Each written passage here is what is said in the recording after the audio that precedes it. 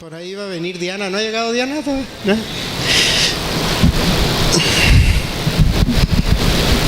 Bueno, hermanos, vamos a continuar con el tema de la semana pasada. Antes de hacer eso, vamos a inclinar nuestro rostro para hacer una oración todos. Padre Santo, gracias te damos por la tarde que tú nos has dado, Señor. Esta mañana y tarde, Señor, donde venimos a alabarte y adorarte, Señor. Y a conocer más de tu palabra, Señor, y del propósito que tú tienes para la vida de cada uno de nosotros aquí. Te pedimos, Señor, que tu Espíritu Santo habite en este lugar, Señor, y traiga palabra a mi boca, Señor, y que traiga entendimiento a las mentes y a los corazones de todos los que estamos aquí, Padre. Te pedimos, Señor, que tú bendigas este día, Señor, y esta predicación, Señor, y que sea para gloria y honra tuya. En el nombre de Cristo Jesús te lo pedimos. Amén. Bueno, hermanos, vamos a continuar con lo que estábamos hablando la semana pasada. ¿Cuántos vinieron la semana pasada? Levanten la mano. ¿Quiénes sí vinieron? La mitad no vino, o a la mitad le da flojera levantar la mano. Pero si recuerdan de lo que estábamos hablando la semana pasada estábamos hablando sobre lo que era la vida del creyente en este mundo. Y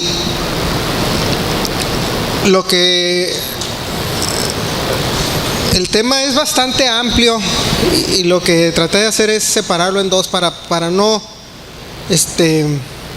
pues no comprimirlo de tanto, porque es un tema que yo creo que es bastante importante para todos nosotros. No es un tema donde le podemos comprimir y con tal de tener algo que decir en el domingo nada más se predique algo, sino es algo que nosotros debemos de vivir constantemente, y eso es muy importante porque todos los que estamos aquí vamos a ser partícipes en esto que le llamamos la vida, ¿no? Y siendo creyentes es muy importante que nosotros sepamos cómo vivir en el mundo en el que estamos.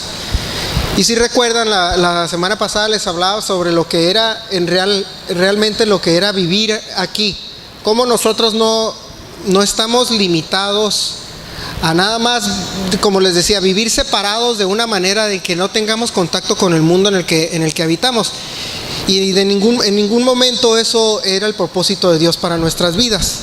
Hoy vamos a continuar con la siguiente parte, sino lo que es en realidad cómo vamos a vivir nosotros aquí en la tierra. No vamos a vivir nosotros separados del mundo para decir, ¿sabes qué? Yo soy un creyente y mírenme.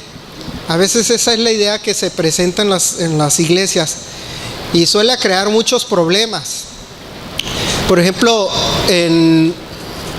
sucede mucho que en las familias pastorales los hijos abandonan la iglesia y abandonan el ministerio y abandonan inclusive su fe porque los papás convierten a los hijos los quieren traer como ejemplo de cómo debe de ser un hijo creyente, ¿no? Y lo reprimen tanto que llega a cierta edad que explota, se va y ya no quiere saber nada de nada porque no tenían el enfoque correcto de lo que era ser un creyente. Y nosotros debemos de entender que cuando Jesús estuvo aquí y cuando su misión era ponernos el ejemplo también de cómo vivir, algo que él recalcaba era que él iba a estar aquí, pero iba a tener una oposición, y eso es parte de estar en el mundo.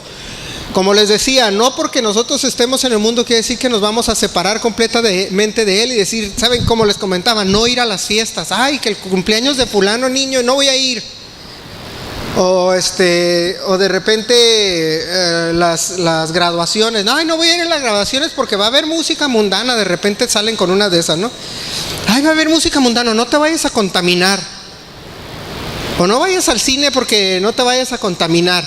Y no te dejan hacer nada, ¿no? Y entonces no es la idea. Pero la idea de nosotros de vivir en el mundo en el que estamos es para también promover el evangelio. Pero hay que entender que cuando nosotros tenemos ese balance entre estar separados y estar mezclados en el mundo en el que vivimos, también debemos de entender que vamos a tener oposición. Vámonos a Juan 17:4, continuando con lo que leíamos la semana pasada, el Evangelio de Juan, capítulo 17, versículo 14. Dice, yo les he dado tu palabra y el mundo los aborreció porque no son del mundo como tampoco yo soy del mundo. Habla de darnos la palabra y cómo nos va a aborrecer. Si nosotros vamos a integrarnos a este mundo y ser parte de este mundo, en el momento que nos convertimos, no significa que ya soy cristiano y ya voy a dejar de hacer todo lo que hacía, ¿no? Ya no voy a ir con mi familia, ya no voy a ir a los cumpleaños de mi hermana, no se trata de eso. Sin embargo, ya siendo diferente, nosotros tenemos que entender que vamos a tener oposición. Al siguiente versículo dice, no ruego que los quites del mundo, sino que los guardes del mal. Al siguiente, vámonos hasta el 17, no son del mundo como tampoco soy del mundo. Y dice, santifícalos en tu verdad, tu palabra es verdad. Entonces la Biblia o el Señor Jesús nos dice que nosotros no estamos en el mundo, no somos de este mundo, sin embargo vamos a tener oposición, pero lo que Él pide para nosotros es que nos separe del mal. Dice, no ruego que los quites del mundo, sino que los guardes del mal. No son del mundo, como tampoco soy del mundo. El Señor Jesús estaba aquí con una misión, y si leemos la vida de Él, nos damos de cuenta de que Él iba a las bodas. ¿Se acuerdan de esa historia de las bodas, ¿no? Las bodas de Canaán y cómo estaba ahí divirtiéndose. Yo a veces me pongo a pensar cómo habrá sido el Señor Jesús en vida aquí en la tierra. Y a veces lo pintan en las películas y en los libros de la escuela dominical como algo muy serio, ¿no? Como si, y a veces como que traemos esa idea y me toca ver personas que andan con la Biblia debajo del brazo y siempre son muy serios, no cuentan chistes, no se ríen, y tienen una vida muy, muy amargada, muy pesada, que yo no me imagino al Señor Jesús siendo de esa manera. Porque si una persona no tiene buen carácter, es pesado, es amargado, yo no lo aguantarían 3 años los discípulos, ¿verdad? ¿Ustedes creen que era así? Inclusive tenía una personalidad tan contagiosa, tan agradable, que todos querían estar con él. Entonces, ¿cómo vamos a imaginarnos una persona con una personalidad tan agradable siendo una persona también al mismo tiempo amargada? No era así, sino le daba su lugar a las cosas. El Señor en todo momento su misión era estar predicando el Evangelio. Pero ya me lo imagino que cuando estaba comiendo, pues ha de haber platicado de otras cosas. Si viviera en nuestros tiempos, estuviera platicando de todo lo que ve alrededor, ¿no? Yo me imagino que estuviera diciendo, ¿sabes qué? Esa camisa no te queda, está muy feo. ¿Sabes qué? Cómprate una más grande porque esa te aprieta, ya engordaste. De todos los diferentes tipos de temas. No era una persona que nosotros podemos pensar que haya sido una persona muy seria y pesada. Sin embargo, así nos lo pintan y así queremos adaptar esa idea, ¿no? Es que eso es ser santo. Es decir, eso es ser santo. No, eso no es ser santo. Inclusive los cristianos debemos de ser diferentes del mundo, como Jesús era diferente del mundo. Y en el versículo 14 que estábamos leyendo dice que no son de este mundo como tampoco somos de este mundo. En el 14, regresemos a darle una repasada. Dice, el mundo los aborreció porque no son del mundo como tampoco yo soy del mundo. Lo dijo 2 veces. Nosotros no somos del mundo así como tampoco Él es. Y nos va a aborrecer, y eso es una parte que tenemos que entender. Al integrarnos, al ser parte del mundo que nosotros estamos y predicar la verdad, no va a faltar un tiempo en el que el mundo nos va a rechazar y a aborrecer por lo que pensamos y creemos. El otro día yo la semana pasada en la noche estaba viendo mi teléfono y una persona que yo conozco, no voy a decir que es mi amigo porque lo conozco, pero no es mi amigo, la tenía en Facebook desde hace muchos años, y pone de repente un meme, y en el meme salía una multitud protestando. Dice, los cristianos protestando contra el aborto, y un montón. Y luego de repente sale en la imagen las calles vacías, y luego dice, los cristianos protestando contra los curas pederastas, y la calle vacía. Y le dije, ¿sabes qué? Estás bien equivocado, le dije, de plano eres un ignorante de primera. Le dije, en primer lugar, el ejemplo de arriba son cristianos y el ejemplo de abajo son católicos. No combines las dos, no tiene nada que ver una con la otra. Sí, mejor arriba pon los católicos protestando algo y abajo los católicos protestando los pederastas. Ahí sí va a ser una comparación pareja. No, es que la religión y no sé qué tanto. Le dije, espérame tantito, entonces si a eso vamos, si es un asunto de religión, porque tu problema, le decía, no es que estés en contra de la religión, estás en contra del cristiano. Y si leemos este versículo nos damos de cuenta por qué están en contra del creyente. Pero le dije, si tu oposición es contra la religión, ¿por qué no pones arriba entonces musulmanes, cristianos, budistas, shintoístas, ateos, etcétera? Ponle todos esos y abajo pones también lo mismo. Pero curiosamente combinas dos que no tienen nada que ver una con la otra. Le dije, lo que pasa, le dije, es que eres un intolerante. Le dije, y eres una persona ignorante aparte de eso. No, pero que no sé qué. Le dije, no. Le dije, no le trates de escabullir. Es que los cristianos que deben de amar. No. Y luego me dice, es que tú deberías de ser, tampoco te metas conmigo, porque no estamos hablando de mí. Le dije, estamos hablando de tu meme ignorante. Le dije, y el tuyo dice, primero que los cristianos acá. Le dije, ¿por qué no pones también cuando los ateos protestaban a favor del aborto? Y una multitud, y abajo pon también ateos protestando curas pederastas. ¿Por qué no haces uno de esos? No, es que no es lo mismo, porque la hipocresía. Le dije, es la misma hipocresía. Es la misma hipocresía y es tuya, le dije, porque tú, siendo ateo, ¿dónde estás en la calle? Enséñame tu foto, tú protestando a los curas también. O sea, a final de cuentas, si nosotros nos ponemos a pensar, el mundo lo que está haciendo es precisamente lo que dice aquí, nos van a aborrecer. No tenía motivo para poner un meme de ese tipo, ¿no? Yo qué tengo que ver con los curas. No, y luego nada más andan pidiendo dinero. Yo, ¿en cuánto me has visto yo en la calle pidiendo dinero? Porque ahora resulta que tú no quieres a las religiones, porque una de las cosas dice, es que nada más piden dinero. Tú haces lo mismo. Cuando vas a trabajar, nada más vas a trabajar porque pides dinero. ¿O por qué? Porque eres re buena gente que te gusta hacer cosas gratis para otros sin nada a cambio. O vas a trabajar porque vas a pedir dinero. Ya no dicen nada, ¿verdad? El momento que les tumban los argumentos y se convierte en la clásica ataque personal. No, es que tú, no. Si nos vamos a ataques personales, te voy a tumbar y te voy a hacer pedazos, le dije. Porque ataques personales no se trata. Se trata de que tú estás aborreciendo algo, le dije. Tú estás poniendo algo que va en contra, aborreciendo una fe. Sin embargo, no incluyes a todos, nada más te enfocas en uno.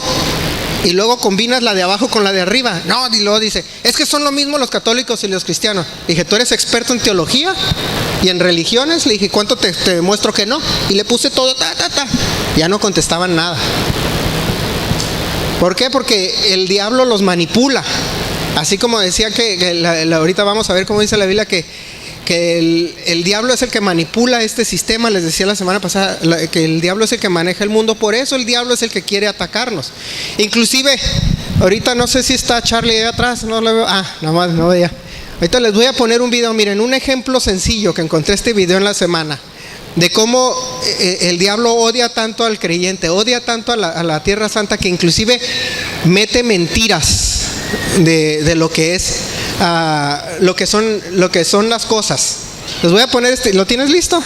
Les voy a pedir que apaguen la luz no sé si se alcanza a ver bien, si cierran la puerta necesariamente, para que vean lo que son. Nada más es un ejemplo y lo quiero usar como paréntesis aquí en este momento, aunque no es parte de la predicación, pero aplica de cómo el mundo o el diablo cómo manipula tanto a la gente que las hace creer mentiras.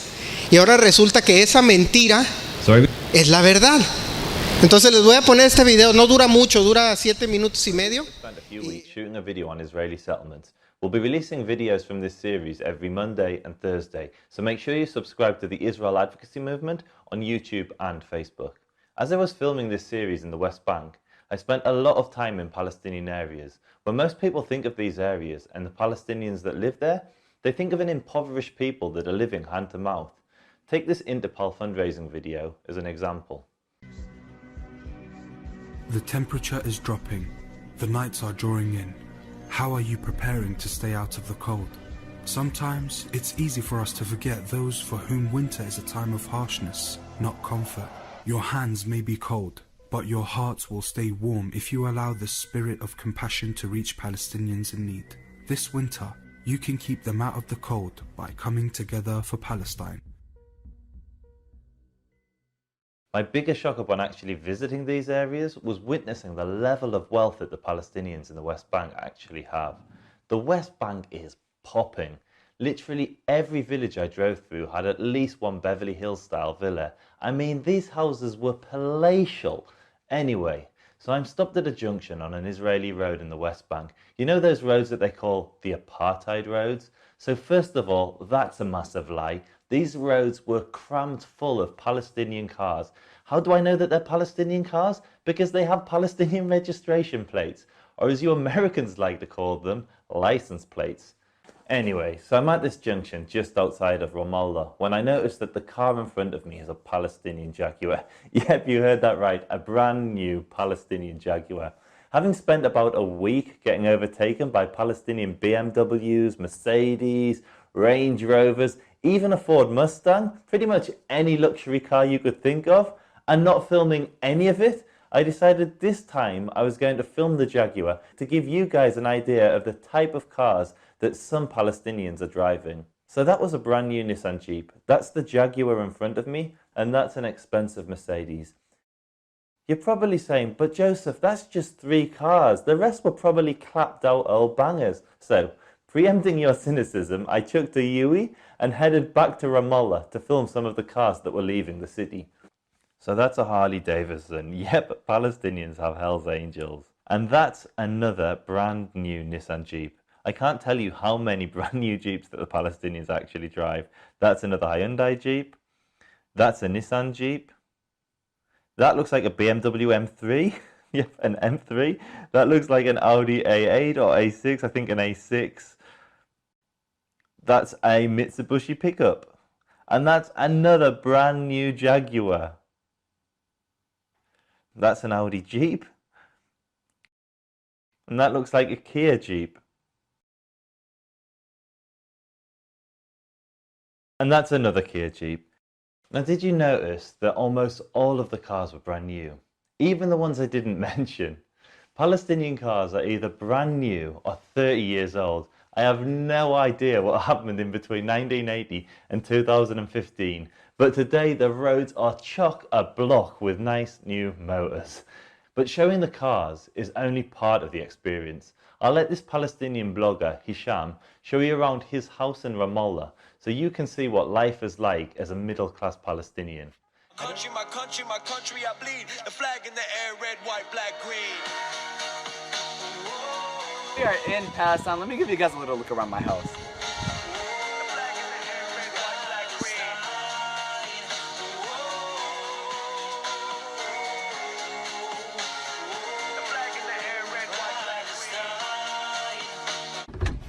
The first living room we have in our house, and then you come in, and then there's like a family living room right here, and then the kitchen.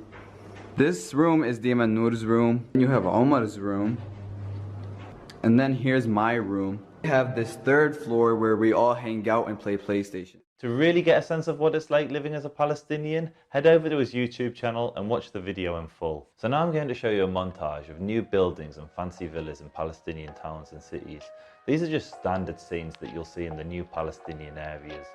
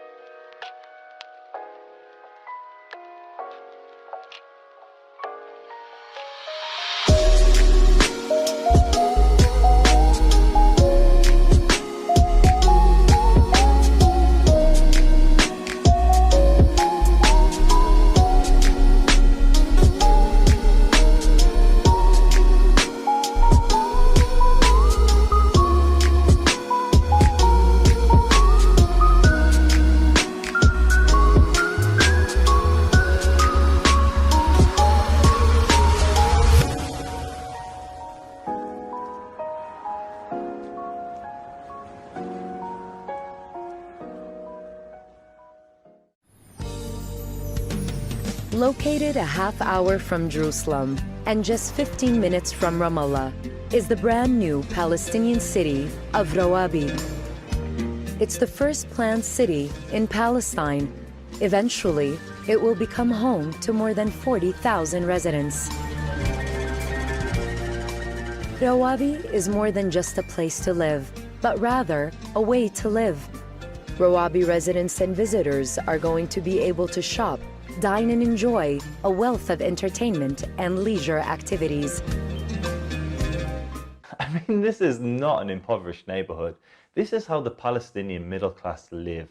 And if I was a Palestinian and I was perpetually portrayed as some impoverished donkey riding peasant drinking from mud wells, I'd be insulted. I've built this incredible economy and huge, beautiful cities, yet the world just sees me as this pitiful peasant. The level of wealth that has been built up in the Palestinian areas of the West Bank is one of the biggest incentives for the Palestinians not to go to war. They've simply got too much to lose. If they were to trigger a full-scale war in the West Bank, they'd risk losing billions upon billions of dollars worth of infrastructure, nice houses, luxury cars, shopping malls. They simply can't afford that, as some of them have an incredible quality of life now. The booming economy of the West Bank is our greatest hope for peace in that region. Now, I don't know if peace will come in the form of a two-state solution, a one-state solution, a federation. I don't have the answers, but I do know that the Palestinians today in the West Bank have much more to lose than the Palestinians of 1967 or 1948. And it's this which is our greatest chance for peace. If you did like this video, make sure you subscribe to us on YouTube and follow us on Facebook for more videos. Que cuenta el mundo. Fíjense, esa es una mentira sobre lo que hace supuestamente el país opositor, apartheid, opresor, que tiene a los pobres palestinos tan amolados. Pobrecitos están, y así los pintan, ¿no? ¿Cómo nos pintan los americanos a los mexicanos? Piensan que andamos en burro y comiendo tacos todos los días, pues con zarapes y sombrero puesto, ¿no? ¿Cómo nos pintan al cristiano también? El mismo prejuicio que hay hacia el creyente, hacia como al mexicano lo tienen por parte de los norteamericanos, como lo tienen hacia los palestinos, o lo que piensan que Israel tiene oprimido a Palestina, y lo vemos que no es verdad. Sí, y yo creo que los que lleguen a ir o vayan para allá se van a dar cuenta de eso. Eso es a lo que se refiere el Señor Jesús. Nos van a odiar. ¿Por qué hay tanto odio hacia Israel y tanto favor hacia el pobre palestino que está siendo oprimido? ¿Por qué es que el mundo lo pinta de esa manera? Porque no quiere Satanás que se cumpla, o que el Estado de Israel o la nación de Dios sea vista de buena manera, porque hace quedar bien al Señor. Porque si se nota esa remesa, por ejemplo, la razón por la cual los palestinos tienen mucho, como vemos ahí, es precisamente por el apoyo económico que hay entre Israel y Palestina. Es un acuerdo, igual como México. México se beneficia mucho de Estados Unidos, especialmente Tijuana, ¿no? Por ejemplo, yo me beneficio mucho viviendo en frontera porque mis clientes son de Estados Unidos. Entonces eso me da una ventaja a mí. Y así funciona el mundo en el que vivimos. Pero imagínense que digan, mira, los pobres palestinos, ahora los palestinos miren cómo han prosperado por la ayuda de Israel o el beneficio que les traen, porque les ponen electricidad, les llevan comida, los apoyan mucho. ¿Cómo se vería Israel? Como una gran nación. Dijeran, mira, la palabra de Dios se cumple, pero no quiere el mundo que pase eso. Por eso les cuentan a la gente mentiras.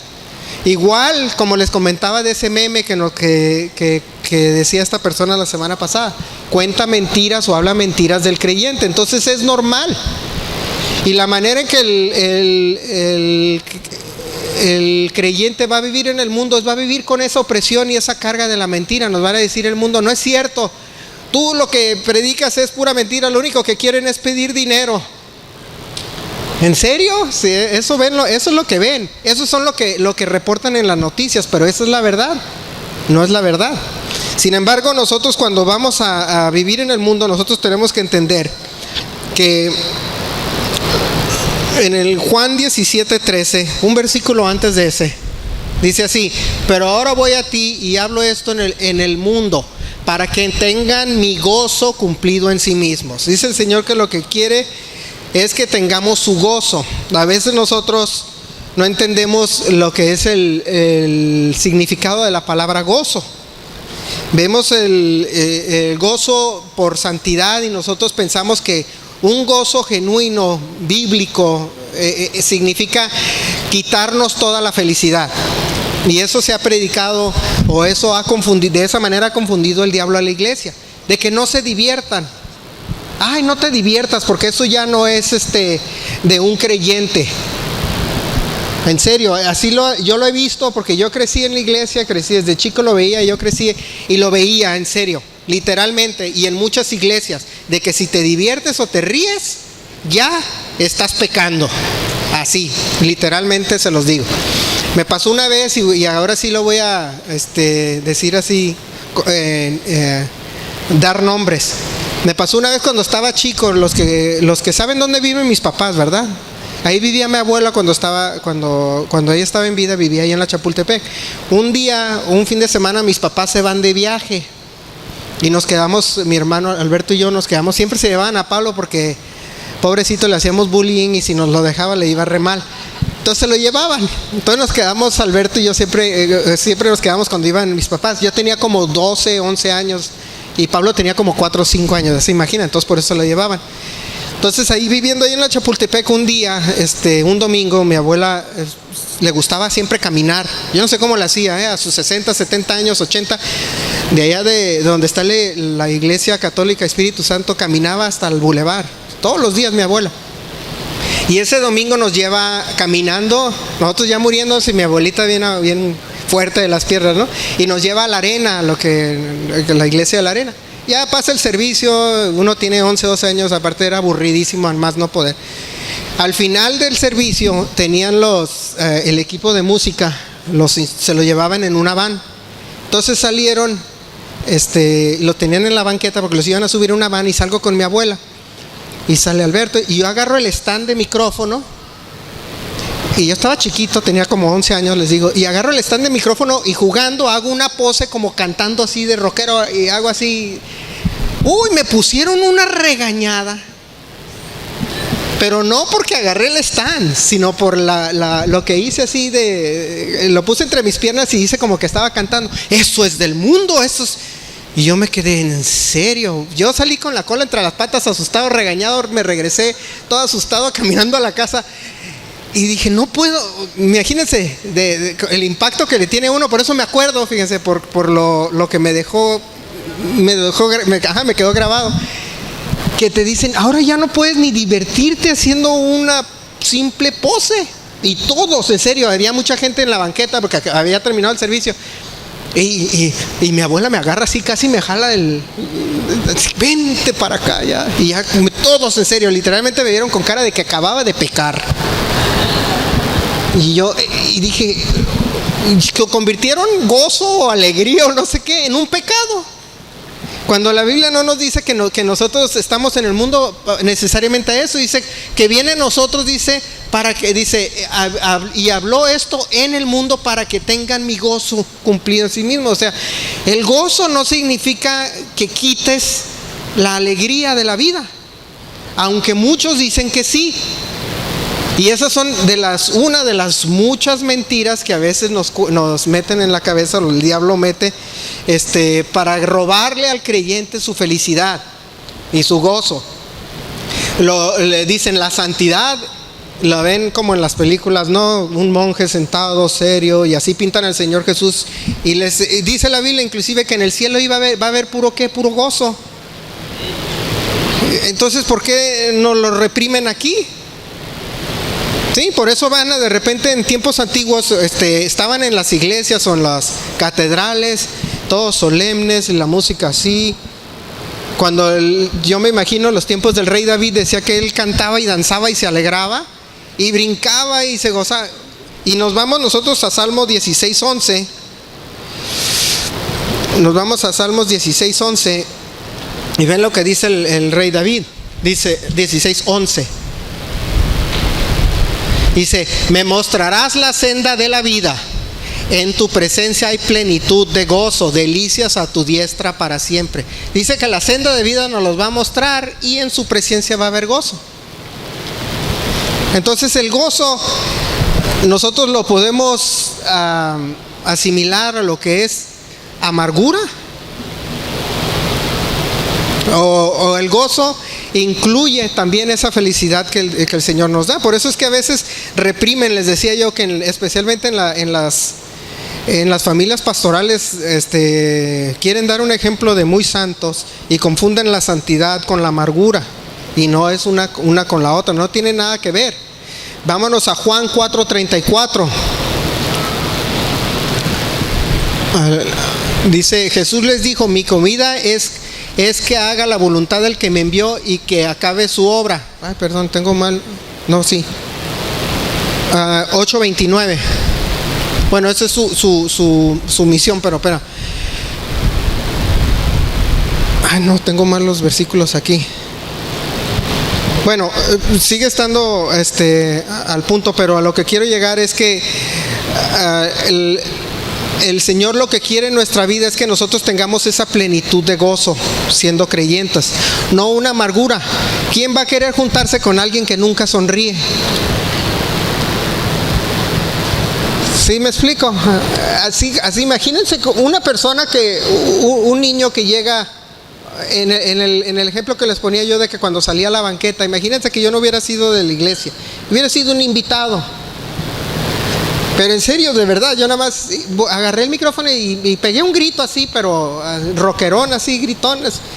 Entonces, que un niño pregúntenle a Letan o algún niño de edad, así que hacen cuando agarran las cosas, pues juegan, se suben los niños y de repente le pegan a la batería, ¿no? De esa edad, 10, 11 años de edad.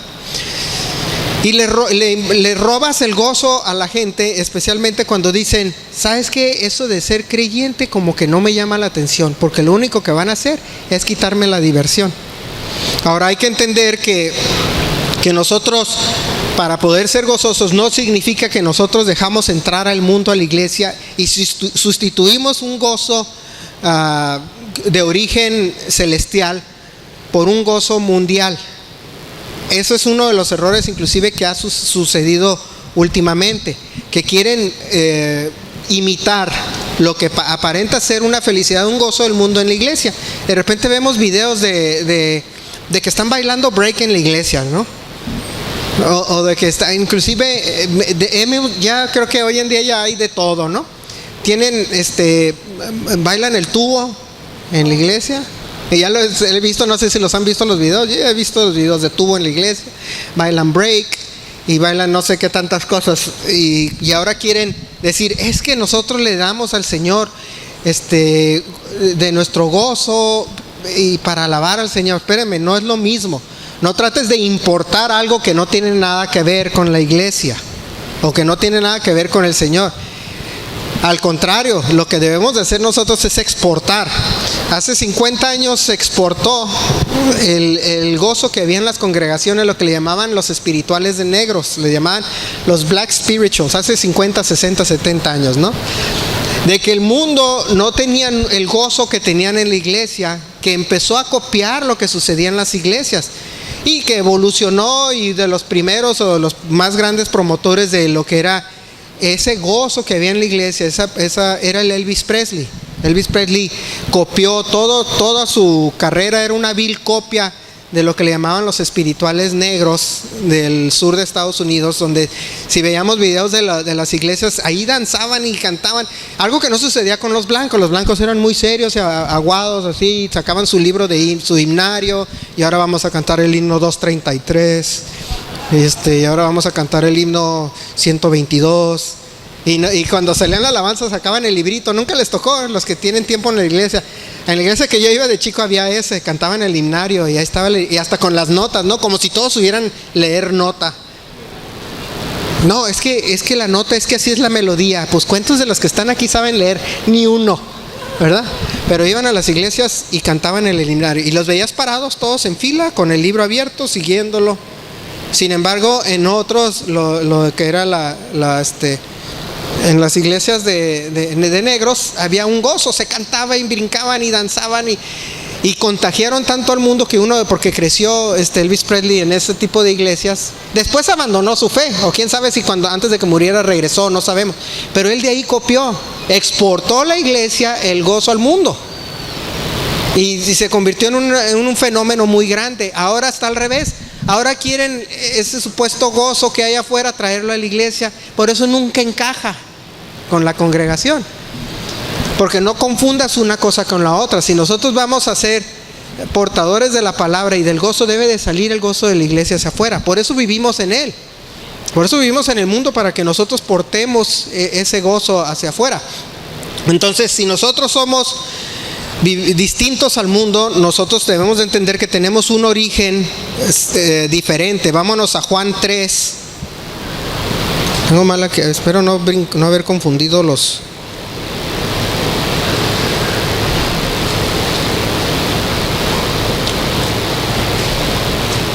Ok, Juan 3, versículo 1.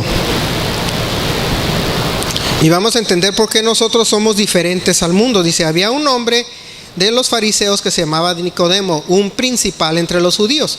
Este vino a Jesús de noche y le dijo: Rabí, sabemos que has venido de Dios como maestro, porque nadie puede hacer estas señales que tú haces si no está Dios con él. Respondió Jesús y les dijo: de cierto te digo, que el que no naciere de nuevo no puede ver el reino de Dios. Nicodemo le dijo: ¿cómo puede un hombre nacer siendo viejo?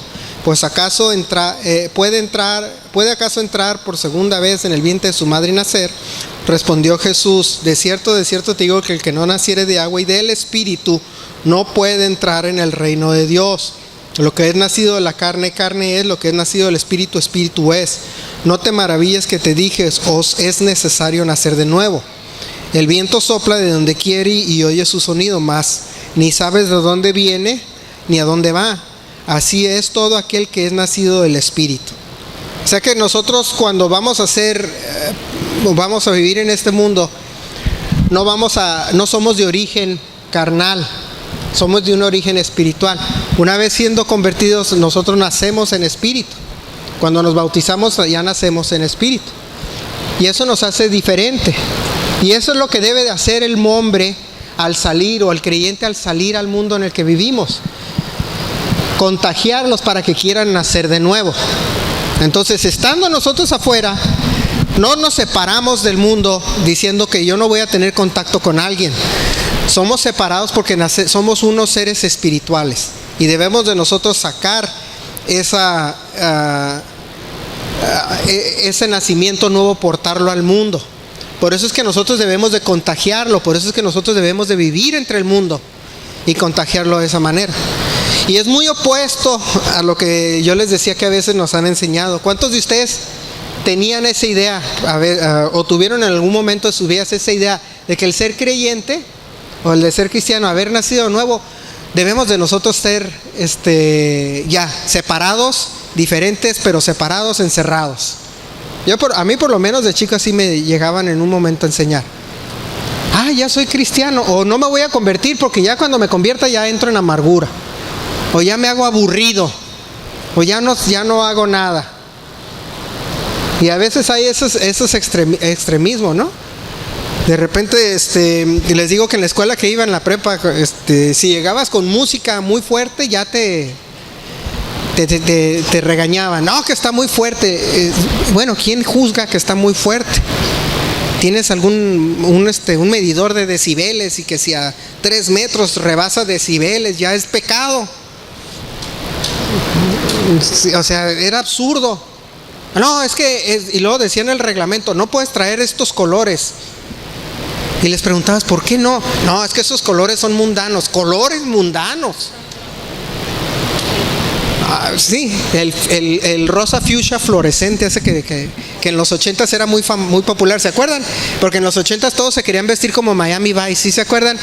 Los sacos azul cielo, el cuello parado así, camisa blanca, saco azul, pantalones rosas. ¿Sí se acuerdan de esa moda?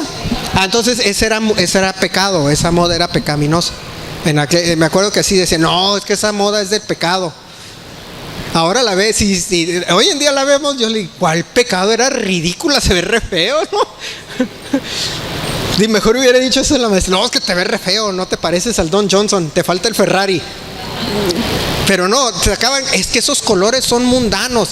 En serio, así de absurdo era. Ay, no puedo traer esos colores porque son colores mundanos.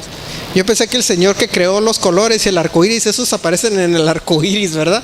Pero ya, nos cambian la cosa y dicen que ahora somos de origen, ya somos seres espirituales, ya no puedes traer esos colores.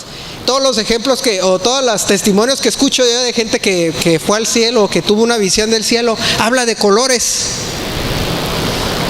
Y yo me quedo pensando, bueno, pues entonces, bueno, ahorita ya si estuviera viviendo en los 80s cuando decían que esos colores eran del mundo, le digo, hermana, pues ¿sabe qué? Pero los que tuvieron visión del cielo, esos colores aparecen. Es absurdo, ¿verdad? Nos ponemos ideas de lo que son, de cómo debemos de ser y ninguna de esas encaja con lo que dice la Biblia que debemos de ser. Les contaba yo sobre Simeón el estilita, que se sube en la columna, vivía ahí arriba en la columna a 17 metros de altura para que no se contaminara con el mundo. Pobrecito, ¿cómo bajaba a comer? ¿Cómo le hacía para comer? Porque vivió 17 años así, o 37 años, algo así, no me acuerdo, pero fue una cosa ya absurda, ¿no? Entonces nosotros vemos que la Biblia nos dice que nosotros vamos a nacer del Espíritu. Y hay un gozo que viene con ese Espíritu. Como les mencionaba, eso se contamina, se contagia, que es el que debemos de sacar. Por eso el Señor quiere que nosotros nos integremos al mundo en el que vivimos para contaminar, por llamarle de una manera, al mundo con lo que le falta. Por eso dice la Biblia o dice el Señor que nosotros somos la sal de la tierra. ¿Verdad? Cuando haces de comer, la sal, ¿qué haces? Cuando tienes la comida, ¿qué haces con la sal? Preparas una comida, las que saben cocinar. Ahí preparas la comida, ¿no? Un bistec ranchero sin sal no sabe a nada. ¿Qué haces con la sal? Ay, es que la comida es el mundo y la sal es el creyente. Ok, ahí está la sal. Y ahí está el mundo. Ahí dejas la sal a un lado. ¿Qué haces con la sal? La levantas, la echas. ¿Y luego qué haces? La revuelves. ¿Verdad? Porque si no, no sabe. Es lo mismo que nos está diciendo el Señor en su ejemplo. Dice, somos la sal en el mundo, porque nosotros somos los que le vamos a dar sabor.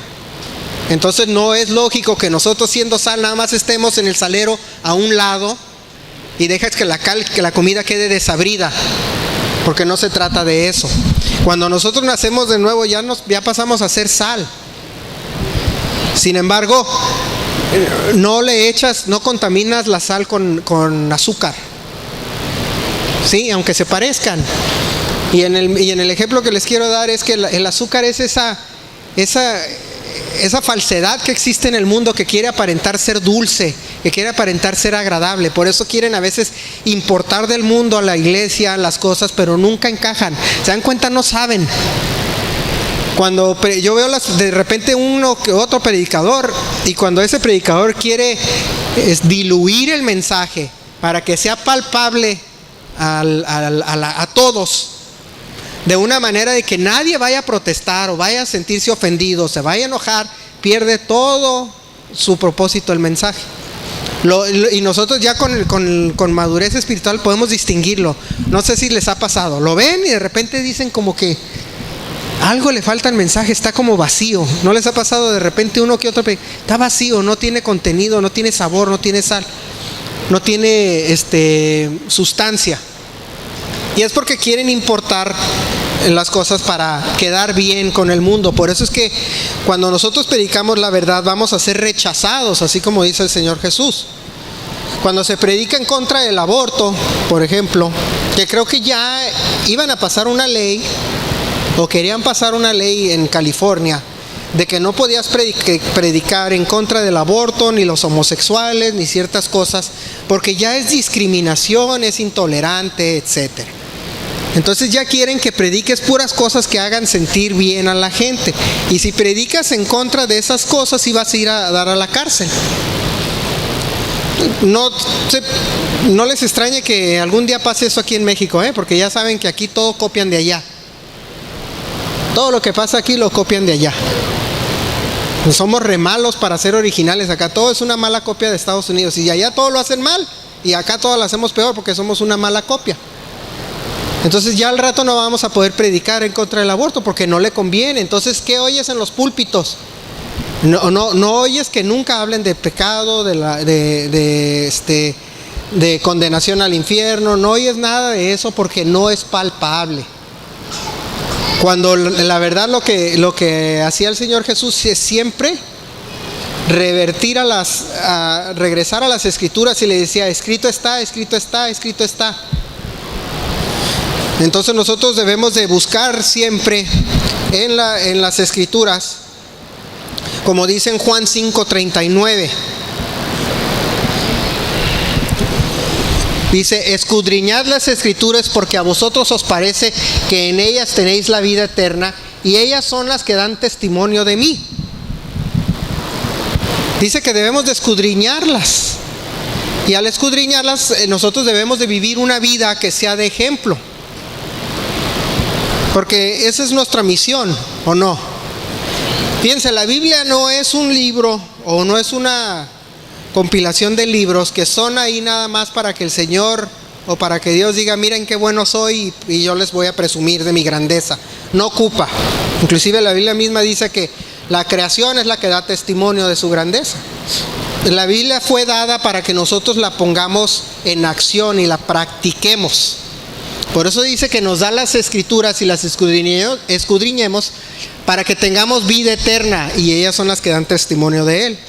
Y hemos visto ejemplos en el pasado que les he mostrado ejemplos como en las partes a veces más insignificantes, entre comillas, dan ejemplo de Jesús, ¿no? Ay, mira, dice esto y habla de Jesús, dice esto y habla de Jesús. Porque el Señor Jesús vino a ponernos el ejemplo de cómo vivir. Y Él su vida toda la llevaba a cabo de acuerdo a como decían las Escrituras. Por eso nos dice que las leamos.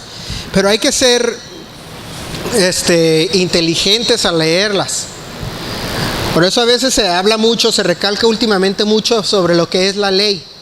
O lo que le llaman la ley del Antiguo Testamento, o como le llaman erróneamente el Antiguo Testamento. Y una vez escuché de un predicador que dijo, en esta iglesia solo se predica el Nuevo Testamento. Pues estás bien mal. Porque inclusive cuando se predicaba el Nuevo Testamento no existía el Nuevo Testamento.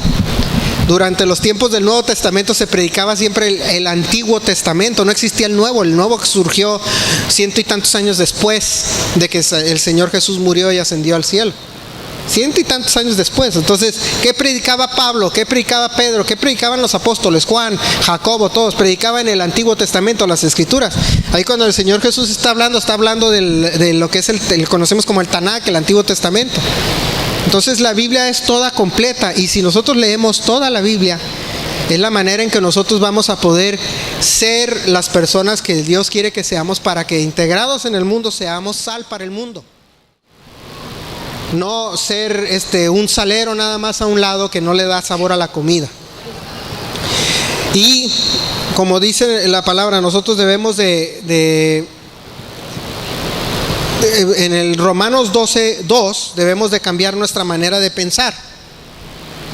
Dice, no os conforméis a este siglo, sino transformados por medio de la renovación de vuestro entendimiento, para que comprobéis cuál sea la buena voluntad de Dios, agradable y perfecta. Entonces dice que no debemos de pensar como en este siglo, ni conformarnos, sino renovar nuestro entendimiento. Cuando una persona se convierte, eso es lo que está haciendo. Cuando el apóstol Pablo le escribía a los romanos, eso les estaba diciendo. Porque le estaba diciendo a los romanos, y acuérdense que cómo eran los romanos en aquel entonces. Eran un imperio muy decadente, muy, ahora sí podemos usar la palabra, muy mundano. Que nada más le importaban los placeres carnales. Los griegos hacían lo mismo, era muy decadente. Ahorita lo vemos en Estados Unidos también en la televisión, ¿no? Todas quieren ser como la Kim Kardashian, ¿verdad? Ay, no, es que una vez que fui a Las Vegas, andábamos ahí caminando en un centro comercial. Ay, la tienda de la Kim Kardashian. ¿Y esa tipa qué? No, es que decía la gente, es que es la Kim Kardashian. ¿Y esa qué ha hecho? ¿Qué hizo? ¿Qué hace? ¿Dónde sale? ¿Qué tiene de importancia? Dije yo, vámonos, ni sé ni quién, o sea, sé quién es, pero ni me importa. O sea, y ahora todos quieren ser como ella. Así eran los romanos, y les estaba diciendo el apóstol Pablo, le decía, no te conforméis a este siglo, sino transfórmate por medio de la renovación de tu entendimiento. ¿Cómo lo vamos a hacer leyendo las Escrituras? ¿Cómo vamos a ser diferente leyendo las Escrituras? Nunca se preguntan a veces por qué ciertas personas sobresalen y otras no. ¿Nunca se han preguntado eso? De repente ven y es una pregunta que a veces que muchos al nivel que estés, ya sea profesional, económico, en salud, etcétera. Hay gente que se pregunta, el que está muy enfermo se pregunta, ¿por qué yo estoy enfermo y él no? El que es pobre o el que es clase media o inclusive el rico quiere ser más rico y llegar al nivel del otro rico. Y todos se preguntan, ¿por qué esto? ¿Por qué son así? Y una cosa que distingue a todas esas personas es que, y yo lo he visto en la lectura que he tenido, que ninguna persona que logra cierto nivel de éxito, ya sea financiero, profesional, en salud, en lo que tú quieras, es una persona que se conforma al estándar del resto del mundo o del resto de la gente. Y todas las personas que sobresalen te va a decir, ¿cómo yo sobresalí? Yo fui diferente. Yo pensaba diferente, actuaba diferente. Una persona que quiere tener buen cuerpo tiene que ir al gimnasio todos los días y comer diferente. Sí, una persona que quiere sobresalir profesionalmente tiene que estudiar, ponerse al día. Los contadores, pobrecitos, cada año les cambian la carrera. ¿Cuántos son contadores aquí? Hay contadores. ¿Verdad que cada año te cambian la carrera? Te salen con nuevas leyes, cada año es volver a estudiar. Y lo bueno es que el cuerpo no evoluciona, sino los médicos cada año tuvieran que volver a estudiar la carrera. Pero ¿qué pasa? Para ser exitoso un contador tiene que estar al día, ¿no? Si no te quedas sin trabajo. ¿Verdad que sí? A los abogados les cambian las leyes, les agregan, les quitan, les mueven. ¿Qué tienen que hacer? Ponerse al día. Para poder nosotros también en el sentido espiritual ser diferentes y ser diferentes como personas, debemos de tomar el ejemplo que dice Pablo. Dice, renovar nuestro entendimiento. Para poder contagiar al mundo debemos de renovar nuestro entendimiento, ser diferente, y la única manera de hacerlo es leyendo las Escrituras y conociendo más del Señor. Si no, vamos a seguir siendo igual, vamos a seguir siendo el promedio, vamos a seguir siendo gente que va a decir el mundo, ya yo no quiero ser, yo no voy a ir a la iglesia para ser así. Sí, una vez una persona, cuando estaba en campaña, hace ya 8 años, una muchacha que era ateo y era pues de esas típicas que protestan todo, ¿no? Que nos estaba ayudando, nos la presentaron, nos iba a ayudar y no sé qué. Y un día nos dice, ¿saben qué? Ustedes son de los cristianos cool. A Mayra y a mí nos dice, porque no son amargados y no sé qué. El día que ya no le gustó lo que dije, ya nos dijo que éramos unos amargados, ¿verdad? Pero porque no andábamos con la Biblia debajo del brazo predicándole y diciendo que la queríamos convertir. Dice, no, ustedes sí se ríen y sí comen y que no sé qué, y los otros son unos amargados que... El día que se habló del aborto ya no le gustó, es donde ya se convirtió en enemigo, pero bueno. Pero dije, bueno, por lo menos salió algo bueno, ¿no? Ahorita ya tiene hijo, me dan ganas de encontrármelo un día y decirle, a ver, ¿qué piensas del aborto? ¿Por qué no nos echamos a tu hijo? Al cabo que tú dices que no pasa nada, ¿no? No es homicidio, pues vamos a echarnos a tu hijo. O si hubiera hecho cuando estabas embarazada, ¿no? Pero les decían, es que son cool. No es que no sea cool. Lo que pasa es que yo no ando aquí tratando de golpearte. En el momento que salga el tema y va a haber rechazo, ¿por qué? Porque ya no te va a gustar. Porque yo te voy a predicar la verdad. Ahí es donde ya no le gustó. Pero no hubo un rechazo inicial donde dice, ay, estos son cristianos, yo mejor ni los ayudo. Cuando llegó el problema fue cuando tocamos el tema donde ya había oposición. ¿Qué es lo que el Señor Jesús nos advierte, no? Eso va a pasar. En el momento que el Señor Jesús predicaba una verdad, era donde los fariseos, los rabinos, todos los diferentes sectas de judías, de repente se le ponían en contra. Unos le apoyaban, otros se ponían en contra. Porque me llamaba la atención, no siempre estaban en contra del Señor Jesús, si no anduvieran con Él. Entonces de repente el Señor Jesús predicaba y andaban los fariseos, porque él dicen que Él era fariseo, ¿no? Que Él traía igual que Pablo. Los fariseos sí creían en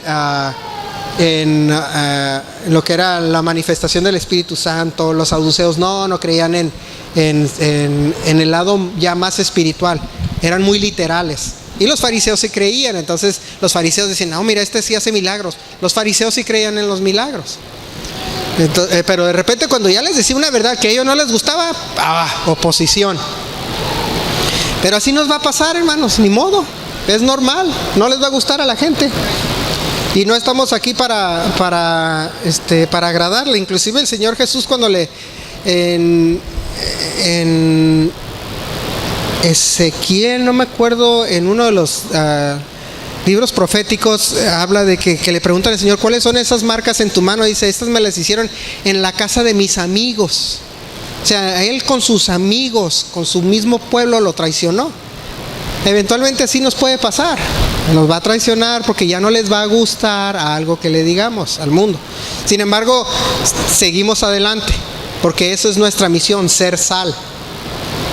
Fíjense, el mundo cambia cuando el creyente o cuando el cristiano se mueve. ¿Sí? Voy a poner un ejemplo así sencillo. En Estados Unidos, cuando fueron las elecciones pasadas, tú puedes estar en contra a favor de Trump o en contra a favor de Hillary, lo que tú quieras. Pero una de las cosas que sucedió, la razón por la que ganó Donald Trump es porque muchos de los cristianos, o la mayoría de los cristianos, ya estaban cansados de las políticas anticristianas de Obama. Y veían a Hillary Clinton como una continuación de Obama. Y decían, ya estamos cansados de todo lo antibíblico que trae este tipo. Y muchos no lo quieren al Trump, no lo querían. Y no votaron por él porque decían era una gran cosa, una gran maravilla. No. Dice, nosotros vamos a votar por él porque no queremos lo mismo de los 8 años que tuvimos. Donde un tipo dice al empezar su campaña presidencial que está a favor del matrimonio tradicional, y 6-7 años después, cuando la Corte Suprema dice que el matrimonio igualitario de mismo sexo es válido, él agarra y lo celebra. Igual decía Hillary Clinton, no, hombre y mujer siempre debe ser así. Sí, porque el mundo, en Estados Unidos así pensaba. Entonces les dan a tole con el dedo, como decimos aquí en México. En el momento que le conviene, se voltea. Entonces mucho creyente dijo, ya estoy harto de esa hipocresía de los políticos. Y se fueron con alguien y cambió. Y muchas cosas. Yo estaba viendo un ejemplo, ayer estaba viendo un video, porque yo me dedico a la construcción y me dedico al acero. Y una de las cosas que, para no hacer la historia larga, hace muchos años hubo una crisis de acero en Estados Unidos. Yo me quedé sin trabajo mucho tiempo. O bajó el trabajo, no me quedé sin trabajo, bajó mucho porque hubo una crisis de acero porque importaban mucho de China. Y era una basura lo que traían de China. Entonces hubo un paro ahí en los tiempos de Bush y un relajo, ¿no? Y habían desaparecido varias fundidoras de Estados Unidos, habían parado por los aranceles y por el alto costo. Y ayer estaba viendo un video que ya reabrió lo que es US Steel, una de las más grandes históricamente de las más grandes del mundo, ¿no? Ya reabrió. Y abrió por la política, lo que le llaman la guerra que trae supuestamente Estados Unidos con el resto del mundo, ¿no? Aranceles, etcétera. Dice, ya reabrió. Y mucha gente le preguntaban, ¿qué piensas? Ya tengo trabajo de nuevo cuando lo había perdido. Entonces mucha gente que está contenta. Pero ¿por qué hubo un cambio? ¿Por qué están cambiando las cosas? ¿Por qué ya no ves en la Casa Blanca promoviendo el aborto, promoviendo la homosexualidad, etcétera? Porque votaron por alguien que por lo menos está cumpliendo su palabra, que dice, yo estoy del lado del Señor. Cuando el creyente se pone a orar y se pone a trabajar, las cosas cambian. Y eso es nuestro trabajo. Es lo que debemos de hacer en el mundo en el que vivimos. Eso es nuestra misión, transformarlo de adentro para afuera. Así como les decía, hace 70 años transformaron la música porque sacaban de las iglesias, que es todo un fenómeno que hasta ahorita persiste. ¿Sí? Lo mismo debemos de hacer, y por eso es que nosotros debemos de nacer de nuevo. Debemos de, como estaba en el versículo anterior, nosotros debemos de renovar nuestras mentes y nacer de nuevo para poder ser un ejemplo, no para aislarnos del mundo y estar encerrado en nuestra casa, sino para nosotros contagiar al mundo con la verdad, Y es una verdad absoluta. La Biblia no evoluciona. A pesar de lo que digan mucho, la Biblia no evoluciona. Sí, no es que el Señor tenía una idea en el Génesis y cambió de pensamiento para el Apocalipsis. No cambió. Es parejo, es constante la misma. Y el Señor Jesús me dice, escudriñala. El apóstol Pablo dice, renueva tu mente. Porque esa es la manera en que el creyente va a vivir en el mundo. No aislado del mundo, integrado, siendo sal, siendo parte del mundo, pero para cambiarlo. Entonces cuando les digan, ay, no te vayas de viaje, a veces así me ha tocado escuchar, no te vayas de viaje, porque eso es un placer. No, pues ya, pues el comer es un placer. Sí, sí saben que el comer es un placer, ¿verdad? Y la Biblia lo remarca como un placer. Y habla en Tesalonicenses, dice que inclusive va a haber tiempo, creo que es en segunda de Tesalonicenses, donde te van a decir que no comas. En inglés dice que dejes la carne. En la traducción al inglés dice, te dirán que no comas carne. En inglés, ¿no? En segunda de Tesalonicenses habla de cómo en los postreros tiempos te van a decir, ahorita ya se hace muy popular ahora entre las iglesias, hay que ser vegetariano. Te quitan el placer de la comida. No, es que sabe re buena la carne. No, es que le estás dando placer a tu paladar. No se trata de eso. En sí, qué feo vivir así, ¿verdad? Qué feo. ¿A quién le gusta vivir así? ¿O quién se convirtió? Que dijo, ¿sabes qué? Me convertí y todo cambió y ahora tengo que ser un amargado vegetariano que tiene que estar encerrado en su casa y no hablar con nadie. Así no nació el Señor Jesús para darnos ese ejemplo. Él se integró en el mundo y nosotros debemos de hacerlo. Nosotros debemos ser parte de esta creación que dio y ser un ejemplo para cambiar a la tierra y no aislarnos de la tierra.